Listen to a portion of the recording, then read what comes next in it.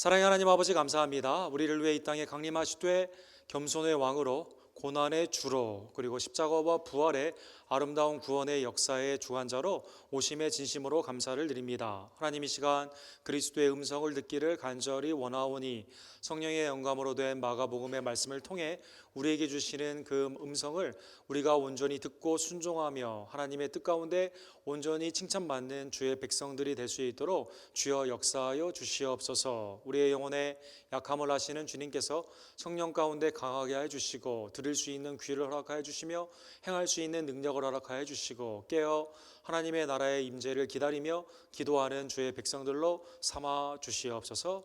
예수 그리스도의 이름으로 간절히 기도드립니다. 아멘. 우리들의 대부분은 한국에서 여러 시험을 아마 보았을 것입니다. 유치원에 있었던 시험들, 초등학교, 중학교, 고등학교, 대학교, 또 그 직장에서 보는 많은 시험들을 보신 경험이 있을 것입니다. 조계왕이라고 하는 분이 쓴 책 중에 시험공화국 당신은 평생 수험생이다라는 책이 있습니다.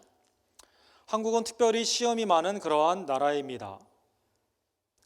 80년대까지만 해도 1년에 학생들이 초등학교부터 대학교 때까지 보게 되는 시험이 해마다 약 300회 정도 되는 그러한 시험이었다고 합니다. 그래서 거의 모든 날에 퀴즈나 아니면 중간고사, 기말고사, 수많은 과목들에 대한 그러한 시험을 겪게 된 것이죠. 대입 시험은 가장 큰 통과해야 되는 시험입니다. 해마다 바뀌는 교육의 정책 가운데 이렇게 대입 시험에 관한 그러한 청강회가 있게 되면 수많은 학부모님들이 모여서 아이를 어떻게 지도할 것인가 초등학생 때부터 대학 입학고시를 준비하고 있는 것입니다. 연간 60만 명에 이르는 사람들이 대입고시를 준비합니다. 300만 명에 이르는 사람들이 공무원 시험이나 입사 준비에 응시한다고 합니다. 600만 명이 넘는 한국 사람들이 해마다 여러 자격 시험에 이제 임하게 되고 오늘날에는 특별히 연예인 지망생들이 해마다 신청하는 시험, 통과하는 컨테스트들이 20만 명에 해당된다고 합니다. 목사도 목사가 되기 위해서 여러 시험을 보게 되는데요. 불교에서도 시험을 본다고 합니다. 조계왕 씨에 의하면 불교에서도 시험이 많이 강화되어서 왼쪽에 나오는 사진에 나와 있는 것처럼 이 시험은 득도고시라고 합니다. 득도고시. 그래서 20개에 해당하는 그것을 주관식으로 자기가 득도했음을 그 시험 가운데 평가를 받게 되는 것이죠. 밑에의 시험을 통과해야 상위 기관으로 올라갈 수 있는 것이 시험의 가장 큰 특징입니다. 시험을 잘 준비하지 못하면 거기에서 서바이브 하지 못하게 되는데요. 이것은 우리로 하여금 매우 불안하게 하고 매우 어렵게 하는과 동시에 매일의 삶 가운데 준비하게 되는 모습으로 디자인이 되어 있는 것입니다. 한국뿐만 아니라 중국은 시험의 지옥이라고 불리운다고 합니다. 왕칭송이라고 작년에도 휴스턴 MFA에서 전시회를 가졌던 유명한 사진가가 계십니다. 이분이 1923년도에 전시한 그 작품 사진인데요. Follow You라는 그러한 사진입니다. 사진에 보시면 약 8m에 해당하는 그곳에 온갖 과목들이 쭉 적혀 있게 되고요. 영어와 중국말 그리고 여러 가지 것들 가운데 공부를 하는 고등학생들의 모습이 나와 있고 그리고 대부분은 지금 지쳐서 자고 있는 모습이 나와 있죠. 그림의 중앙쯤에 보게 되면 약 50대 정도 보이는 그러한 사람이 윙계를 맡고 있으면서 지금 공부를 하고 있습니다. 이 사람만 유일하게 깨어 있는데 이 사람의 눈은 풀어져 있는 것이죠. 이것은 상징입니다. 이것은 다름이 아니라 왕칭송 본인이다라고 사진 작가는 말하고 있습니다. 어렸을 때부터 받는 시험이 거기에서 끝나는 것이 아니라 계속 작년이 되면 될수록 또 다른 시험이 이렇게 오게 되는 정말 시험의 지옥 가운데 있는 중국의 모습을 상징적으로 표현하게 된 것이죠. 여러분과 저는 수많은 시험을 지금까지 보았을 것입니다. 미국에 오면 시험이 끝날 줄 알았는데요. 미국에 오면 또 운전면허 시험도 봐야 되고 시민권 시험도 봐야 되고 직장이나 여러 삶 가운데 여러 가지 테스트가 한두 가지가 아니다라는 것입니다. 필기로 보는 그런 시험은 끝난 줄 알았는데 이 외에 여러 가지 시험들이 매일의 판단 가운데 우리를 지금도 요구하고 있다라는 것입니다. 신앙인으로서 우리가 받는 또 다른 시험이 있습니다. 그것은 사탄 마귀가 주는 믿음에서 떨어지고자 하는 그러한 유혹의 시험이 될 수도 있고, 하나님이 때로는 여러분과 저에게 주시는 테스트, 믿음을 입증하는 그러한 연단의 그러한 기회도 될 수 있는 것입니다. 오늘 본문은 예수 그리스도께서 오늘 명령형으로 2번이나 나온 것처럼 시험에 들지 않게 깨어 기도하라라는 그 명령의 말씀이 나와 있는 그 유명한 겟세마네 동산에서의 기도의 모습입니다.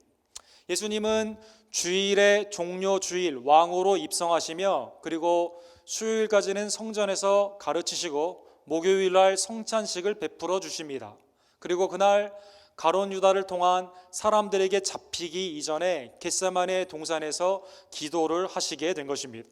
감람산이라고 불리우는 그러한 예루살렘 근교의 산 가운데 초입에 있는 겟세마네는 말 그대로 오일 프레스, 감람유를 짜는 그 틀이 있는 그러한 곳이었습니다. 예수님은 이곳에 평소에도 자주 기도를 하러 가신 것 같습니다. 다른 복음서에 보면 습관을 따라 이곳에 기도하러 가셨다라고 말씀하고 있습니다.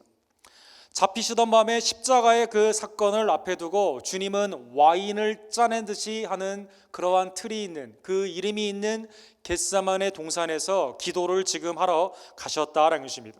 제자들을 오늘 본문에 보면 모두 데리고 가셨습니다. 가룟 유다를 제외하고 11명의 제자를 데리고 가신 것입니다. 내가 기도할 동안에 너희는 여기 앉아 있으라. 첫 번째 명령은 뭡니까? 여기 그냥 앉아 있는 것입니다. 그런데 예수님은 그 기간에 뭘 하신다고요? 기도하신다라는 것입니다. 기도는 예수 그리스도의 가장 중요한 사역이 성경에 보면 중요한 사역으로 표현되어 있습니다.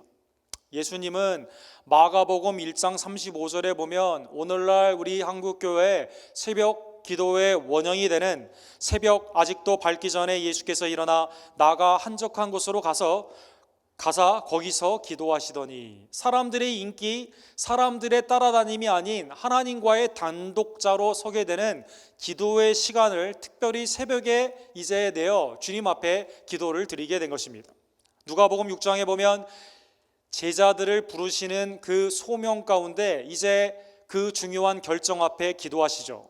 누가복음 9장에 보면 변화상에서 모세와 엘리야를 통해서 예루살렘의 별세의 것을 결단하시는 그 과정 가운데 주님은 기도하십니다. 요한복음 17장에 보면 17장 전체가 하나님과 우리 사이의 중보자로서 이제 대제사장으로서 예수님은 기도하신 것입니다. 아이들이 오게 되면 안고 안수 축복 기도를 해주십니다. 오병이어 매우 부족한 음식이지만 그 가운데서도 하나님께 감사로 기도를 드린 것입니다. 예수님은 매일 기도하셨습니다. 예수님은 생애에 매우 중요한 사건을 앞두고 기도하신 것입니다. 제자들은 이러한 예수님의 사역에 익숙하다 보니 예수님에게 배우고자 했던 것은 기도입니다. 누가복음 11장 1절에 보면 예수께서 한 곳에서 기도하시고 마치심에 제자들 중 하나가 여짜오되 주여 요한이 자기 제자들에게 기도를 가르친 것과 같이 우리에게도 가르쳐 주옵소서. 주님이 가르쳐 준 기도의 그 이유는 제자들이 원해서 예수님에게 그 기도를 배우게 된 것입니다. 우리가 어떤 사람에게 배운다는 그것은 그분이 그 분야에 있어서는 최고이기 때문에 배우기를 원하게 되죠. 찬양을 잘하는 분에게는 찬양을 배우고 싶어하고, 음식을 잘하시는 분한테는 요리를 배우고 싶어하고, 운동을 잘하고 싶어하는 자에게는 운동을 배우고 싶어하고, 그렇죠? 재테크에 능한 사람에게는 어떻게 그렇게 했는지 거기에 관해서 배우고 싶어하는 것처럼 예수님이 수많은 기적을 일으키시고 많은 말씀의 사역 가운데 있었지만 특별히 제자들이 배우기를 원했던 그 사역은 바로 기도였다라는 것입니다. 예수님은 누가복음 18장 1절에도 예수께서 그들에게 항상 기도하고 낙심하지 말아야 할 것을 비유로 말씀하여, 예수님이 낙심하는 상황이 많은 것 가운데 제자들에게 항상 기도해야 될 것을 강조하여 비유 가운데도 말씀하여 주신 것입니다. 그래서 예수님이 겟세마네 동산에 가게 될 때 제자들에게 기도를 요구하고 함께 기도하자고 한 것은 제자들에게 처음 있는 일은 아니었다는 것입니다. 기도는 제자들에게도 예수님을 통해 배웠던 것이며, 그리고 자신들이 기도해야 되는 그 이유들을 이미 그리스도를 통해 충분히 숙지한 상태에서 지금 기도 가운데 제자들은 초청을 받고 있는 것입니다. 예루살렘에서는 예수님을 죽이기 위한 무리들의 작당이 지금 시작되고 있었습니다. 한 걸음 더 나아가 주님의 부르심을 받았던 가룟 유다를 뺀 11 제자들은 그 가운데 앉아 있었습니다. 그런데 그 중에 3명, 베드로, 야고보, 요한은 특별히 예수님이 더 안쪽으로 가셔서 깨어 기도하기를 원하셨다라는 것입니다. 베드로와 야고보와 요한을 데리고 가실새 심히 놀라시며 슬퍼하사 말씀하시되 내가 내 마음이 심히 고민하여 죽게 되었으니 너희는 여기 머물러 깨어 있으라 하시고, 11 제자 중에서도 11 제자에게는 앉아 있으라라고 했지만, 그러나 이 3명에게는 깨어 기도하기를 예수님은 원하신 것입니다. 베드로, 야고보, 요한은 예수님의 신령한 하나님의 아들의 능력을 이미 실질적으로 보고 체험했던 사람들입니다. 야이로 회당장의 딸이 죽음에서 살아나게 되는 예수님의 능력을 이 3명만 특별히 보게 되죠. 변화산상에서 영광으로, 하나님의 영광으로 희게 변형되게 되었을 때 모세와 엘리야, 예수 그리스도의 영광을 이미 이 3명은 보았던 것입니다. 이 3명은 마가복음 13장에 보면 말세의 징조에 어떠한 일이 있는가 특별히 주님 앞에 나아가게 됐을 때 예수님이 말세의 그 재난의 징조를 이 3명에게 알려주신 것입니다. 이러한 것을 미루어 보았을 때 이 3명은 그리스도의 놀라운 사역 가운데 깊숙이 임발부되어 있었고, 그리고 그 사역을 충분히 다 보고 느꼈기 때문에 지금 깨어 기도하라고 하는 예수님의 명령이 하나도 부담스러울 것이 없다는 것입니다. 더군다나 예수 그리스도께서는 지금 죽을 정도로 고민에 쌓여 있습니다.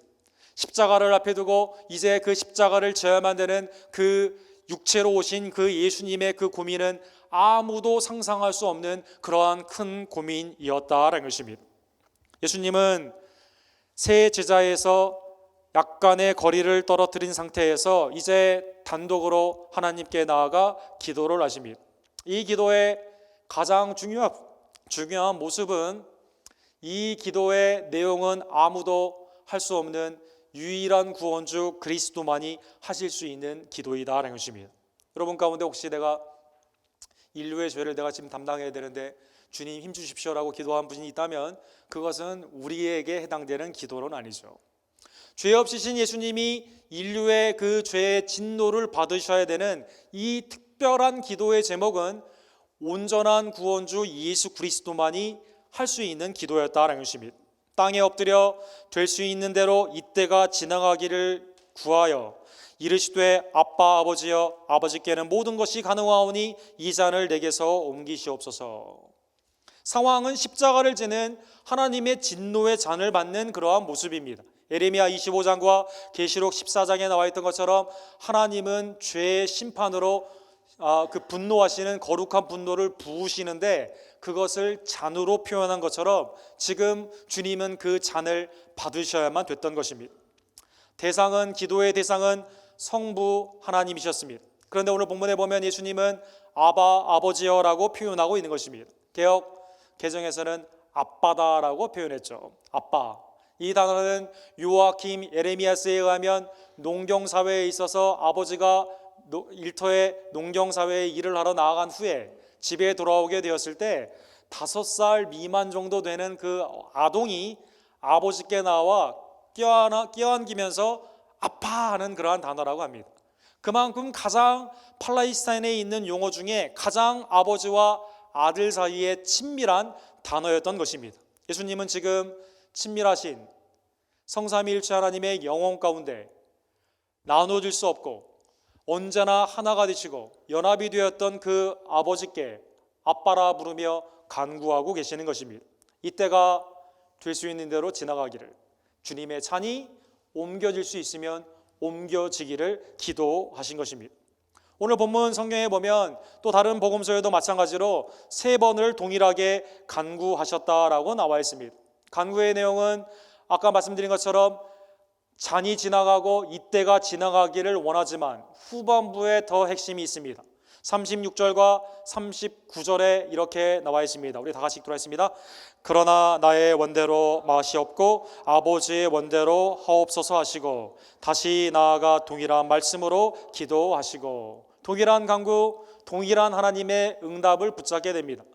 아버지의 원대로 해달라라는 것입니다. 그리고 하나님은 그 가운데 침묵하십니다. 아버지의 원이 무엇인지 예수 그리스도는 너무나도 그 응답 가운데 깨닫게 되게 된 것이죠.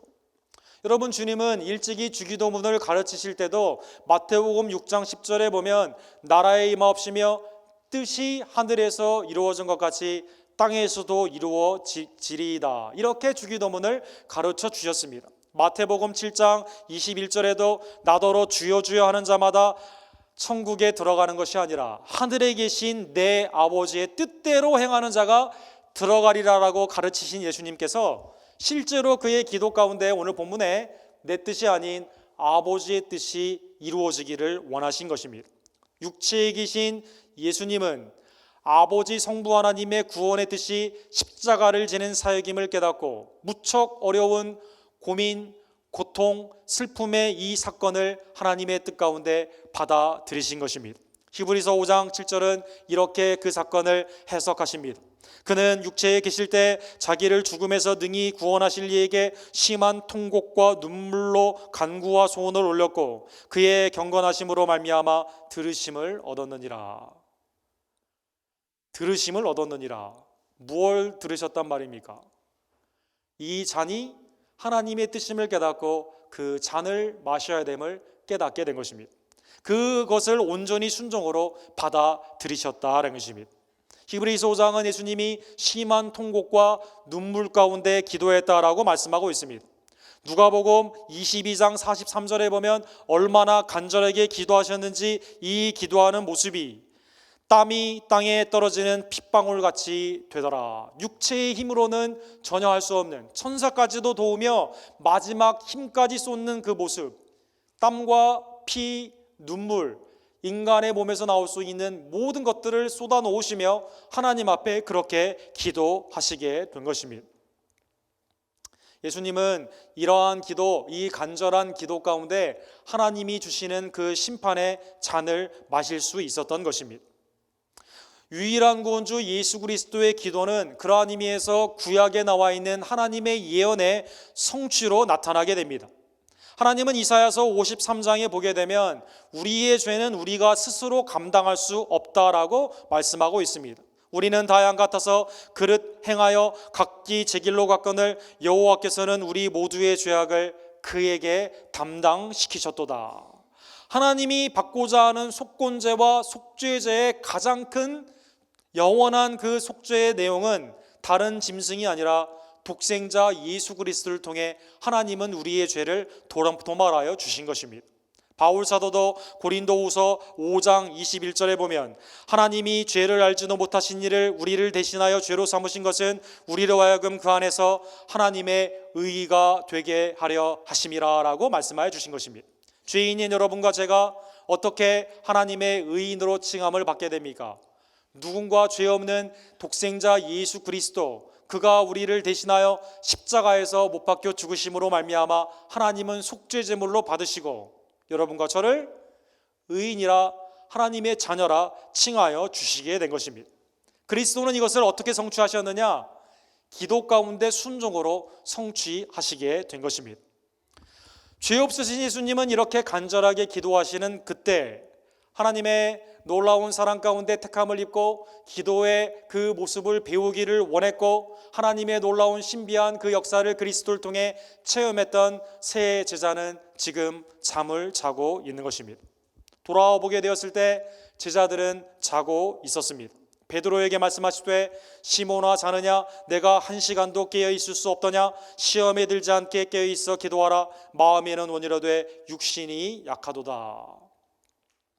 특별히 시몬 베드로에게 픽업을 해서 말씀을 하여 주시고 계십니다. 시몬 베드로는 어떠한 자입니까? 주님이 십자가를 지셔야 된다는 말을 들을 때 안 됩니다라고 길을 막았던 자이죠.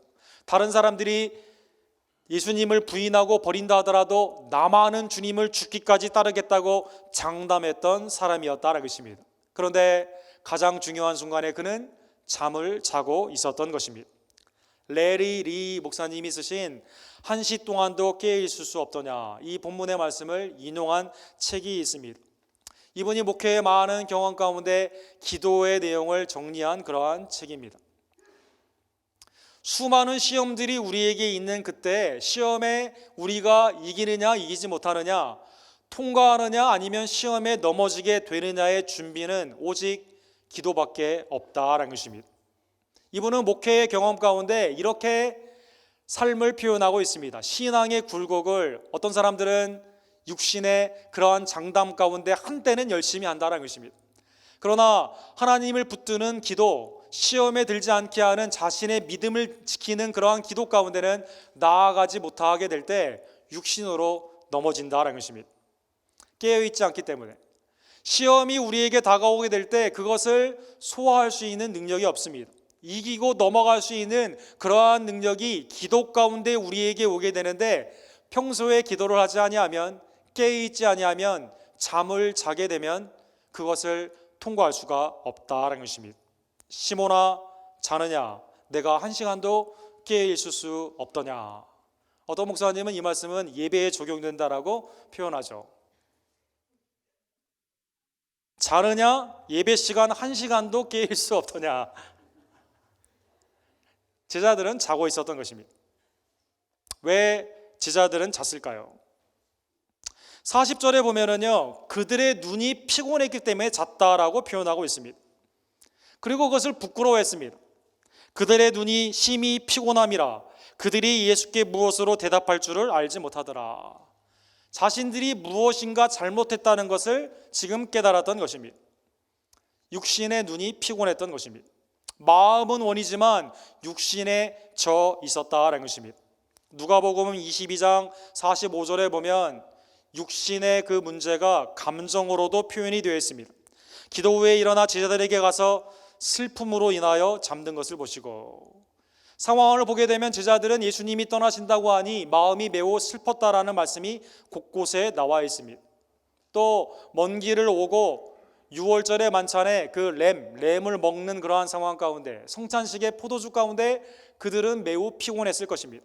이 세 제자는 겟세마네 동산으로 더 안쪽으로 나아가는 그것을 영광의 특권으로 여기지 않고, 나 그냥 예루살렘에 있기를 원했는데, 아니면 다른 8명의 제자들 그냥 거기 앉으라고 했는데 걔네는 그냥 자면 되는데 나는 왜 이 안으로 불러가지고 이렇게 지금 수치를 당하게 되나, 그런 생각도 해볼 수가 있습니다. 육신, 왜 마음은 온유로되 육신에 져서 피곤하여 감정 가운데 자게 될까요? 기도를 방해하는 큰 두 가지가 오늘 본문에 우리에게 교훈으로 나와 있다라는 것입니다. 눈이 무거우면 깨어 기도할 수가 없다. 하나님이 질서 가운데 창조하신 우리의 몸은요, 몸으로 할 수 있는 그것이 상당히 제한되어 있습니다. 예를 들어 토요일날 밤늦게까지 세상의 엔터테인먼트를 즐기고 주일에 온다면 예배 시간에 깨어있기가 상당히 곤란할 것입니다. 우리의 육신이 엉뚱한 곳에 소진이 되어 있다면 육신과 영혼이 하나가 되어 있는 우리의 삶 가운데는요, 정신을 차려서 집중할 수가 없다라는 것입니다. 주일날 온전한 예배를 드리기 위한다면 토요일날 휴식을 취해야만 됩니다. 기도하는 시간을 온전히 갖기 위해서는요, 다른 시간을 빼야만 된다라는 것입니다. 두 번째는 본문에 나와 있는 것처럼, 누가복음 22장 45절에 나와 있는 것처럼요, 감정에 휩쓸리면 기도할 수가 없다라는 것입니다. 슬픔으로 인하여 잠든 것을 보시고, 슬픔 가운데 인생의 수많은 감정 가운데 우리의 육신의 보호의 메커니즘은요, 그것을 피하고자 합니다. 그러다 보니 잠이 오게 된다라는 것입니다. 여러분, 기도하시는 많은 분들의 경험에 보게 되면, 감정에 휩쓸리게 되면 하나님을 바라볼 수가 없습니다. 분노 가운데 기도하기 굉장히 힘듭니다. 극단적인 세상의 재미 가운데는 기도할 수가 없다라는 것입니다. 마음에 슬픔이 오버웰밍, 압도당해 되었을 때는요, 기도할 수가 없다라는 것입니다. 즉, 그것을 감정을 넘어 육신을 넘어 예수 그리스도, 기도하시는 그리스도 가운데 내가 함께 깨어 있지 못하게 되면 우리는 시험에 들게 된다는 것입니다. 제자들은 예수님의 말씀처럼 이 결과로 마가복음 14장 50절에 보게 되면 제자들이 다 예수를 버리고 도망가게 되죠. 베드로는 예수님을 3번이나 부인하게 된 것입니다. 반면 예수님은 기도 후에 십자가까지 순종을 하십니다. 41절과 42절에 보면 제자들에게 이렇게 말씀하십니다. 때가 왔도다. 보라, 인자가 죄인의 손에 팔리느니라. 일어나 함께 가자. 보라, 나를 파는 자가 가까이 왔느니라. 주님은요, 자고 있었던 제자들에게요, 그래도 같이 가자고 하십니다. 얼마나 인자하신 분입니까? 자? 한심하다. 십자가는 나 혼자 지니까 그래, 너는 네 맘대로 살아라 라고 한 게 아니라요, 여전히 끝까지 같이 가기를 원하셨다라는 것입니다. 빌립보서 2장 8절에 보면 예수 그리스도의 이 놀라우신 겸손의 모습, 하나님의 단독자로서 기도 가운데 주님 앞에 순종하는 모습이 하나님의 영광의 본체와 같으셨지만 사람의 모양으로 나타나사 자기를 낮추시고 죽기까지 복종하셨으니 곧 십자가의 죽음이시라. 십자가까지 예수님은 기도 가운데 하나님의 뜻을 붙잡고 온전히 져 주신 것입니다. 오늘 본문의 말씀을 통해 우리를 위해 겟세마네 동산에서 기도하신 예수 그리스도의 그 기도가 구원의 은총임을 깨닫기를 간절히 원합니다. 자고 있는 제자들이 있음에도 불구하고 주님은 계속 기도하셨다는 것입니다. 주님은 그 다음날 십자가의 날을 무리들이 못 박을 것을 아시면서도 주님은 기도하시며 십자가를 지셨다는 것입니다. E.M. 바운즈라고 하는 기도의 탁월한 그 목사님이 계시죠. 이분이 쓰신 책에 보면 당신은 기도하지 않으면 죽는다라는 유명한 저서가 있습니다. 당신은 기도하지 않으면 죽는다. 이 뜻을 언뜻 들으면 내가 기도를 해야만 내가 살 수 있다라는 내 자신의 율법적인 기도의 적용으로 될 수 있는데요, 이 뜻은 그런 뜻이 아니라요, 이 책을 보게 되면 더 깊은 뜻이 있습니다. 그것은 기도하는 그 기도가 주님을 통해 상달이 되기 때문에 우리가 산다라는 것입니다. 내 스스로가 주님 앞에 그냥 기도했기 때문에 사는 것이 아니라 우리를 위해 기도하신 예수 그리스도가 지금도 중보자로 우리와 함께 기도하시기 때문에 기도 가운데 하나가 되는 그 사역으로 우리가 살게 된다는 것입니다. 로마서 8장 34절에 보면 누가 정죄하리요, 죽으실 뿐 아니라 다시 살아나시는 예수 그리스도시니 그는 하나님 우편에 계신 자요 우리를 위해 간구하는 자신이라. 주님은 죽으시고 부활하실 뿐만 아니라 지금도 여러분과 저를 위해 간구하고 계시는 것입니다. 무엇을 간구하실까요? 자느냐? 시험에 들지 않도록 깨어있으라. 주님은 간구하시는 것입니다. 에베소서 5장 14절에 보면 자는 자들아 깨어 그리스도의 빛을 받아라 라고 말씀하여 주시죠. 우리가 깨어 주님의 그 뜻 가운데 온전히 나아가기를 원하고 계신다라는 것입니다. 기도는 거창한 인류의 구원, 다른 사람을 살리는, 그리고 교회의 어떤 큰 사역을 일으키는 그러한 거창한 기도의 제목도 있을 수가 있겠지만 기도의 본질적인 오늘 본문의 그리스도의 음성은 무엇입니까? 시험에 들지 않도록 깨어 있으라라는 것입니다. E.M. 바운즈 목사님에게 많은 사람들이 물어봤다고 합니다. 당신은 기도 가운데 수많은 역사를 일으키고 그 가운데 얼마나 하나님의 그 풍성한 그 축복의 통로가 되었습니까? 칭찬을 하게 될 때 E.M. 바운즈 목사는 이렇게 말했다고 합니다. 내 믿음을 지키기 위해 나는 기도했을 뿐입니다. 시험에 들지 않도록 깨어있는 우리 언덕교회 모든 성도들, 그런데 그 가운데 주님이 우리를 위해 중보하고 계심을 믿고 주님의 그 은혜 앞에 굴복하는 하나님의 백성들 되기를 간절히 원합니다. 두 번째로 오늘 본문에 나와 있는 그 말씀 그대로 시험에 들지 않도록 하나님이 우리에게 주시는 그 구원의 방편은, 믿음의 방편은 기도임을 깨닫기를 간절히 원합니다. 죽은 자 가운데서 죽은 자와 산 자의 가장 큰 특징은 죽은 자는 움직이지 않죠. 그러나 산 자는 활동한다라는 것입니다. 영혼 가운데 죽어있는 것은 자는 것으로 표현이 됩니다. 영적인 것으로 살아 움직이는 것은 무엇으로 표현이 됩니까? 깨어 기도하는 것으로 표현이 된다라는 것입니다. 지금도 사탄 마귀가 끊임없는 시험과 미혹으로 우리의 믿음을 가져가고자 하는 우는 사자처럼 달려가는 이때 베드로는 나중에 깨달았어요. 이때는 어떠한 때입니까? 지금 만물이 가까운 이때인데 우리는 정신을 차리고 근신하여 기도해야만 된다는 것입니다.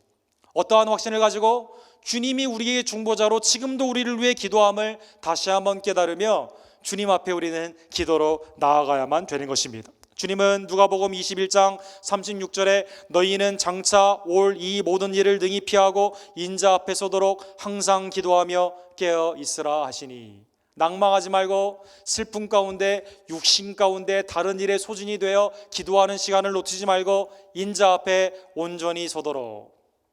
그렇죠? 제자들은 나중에 이 말씀을 어떻게 생각했을까요?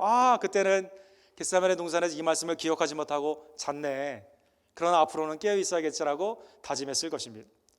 사랑하는 성도 여러분, 우리의 심령 가운데 특별히 하나님 앞에 은혜로 나아가는 방편으로 주신 이 기도의 소중함을 다시 한번 깨달으며, 거창한 이유가 아니라 가장 기초적인 이유, 믿음을 지키기 위해 시험을 들지 않기 위해 깨어 기도하는 우리 언덕교회 모든 성도들 되기를 간절히 원합니다. 우리를 위해 중보하시는 예수 그리스도의 중보의 놀라운 기도의 능력이 우리의 기도 가운데 다시 한번 우리의 심령에 충만히 확신이 되며 매일의 삶 가운데 시험을 이기는 믿음의 능력으로 열매 맺기를 주님의 이름으로 간절히 축원합니다. 사랑의 하나님 아버지, 감사합니다. 오늘 제자들의 모습이 우리들의 모습은 아닌지요? 기도의 중요성도 알고 나의 삶 가운데 그 필요성도 알지만 매일 육신에 져서 피곤하여 기도하지 못하고 시간을 내지 못해 기도하지 못하고 감정 가운데 휩쓸려 오히려 하나님을 향한 온전한 기도가 아닌 다른 기도를 드릴 때가 얼마나 많이 있던지요. 주님의 기도와는 달리 나의 뜻을 관철시키기 위해 나의 뜻을 이루어 주옵소서라고 기도할 때가 얼마나 많이 있던지요. 오늘 호산나 다윗의 자손이여 우리를 구해 주십소라고 하는 찬양을 불렀던 것처럼 우리의 유일한 구원주 예수 그리스도께서 우리를 구원하시되 하나님의 진노의 잔을 마시며 그리고 그 십자가를 감당하기 위해 기도하신 것을 다시 한번 기억하며 지금도 하나님 우편에 우리를 위해 중보하시는 그리스도께 기도로 나아가기를 간절히 원합니다. 주님의 명령에 힘입어 시험에 들지 않도록 깨어 기도하는 하나님의 백성들이 될 수 있도록 주여 역사하여 주시옵소서. 말씀과 기도로 더욱더 하나님의 뜻을 온전히 순종하며 나아갈 수 있도록 도와주시고 각자의 삶 가운데 허락하신 하나님의 뜻을 그대로 이름으로 말미암아 오시는 인자 앞에 거룩하고 흠없는 하나님의 백성으로 칭찬받는 성도들로 깨어 주님을 맞이하는 하나님의 백성들이 될 수 있도록 주여 역사하여 주시옵소서. 예수 그리스도의 이름으로 간절히 기도합니다.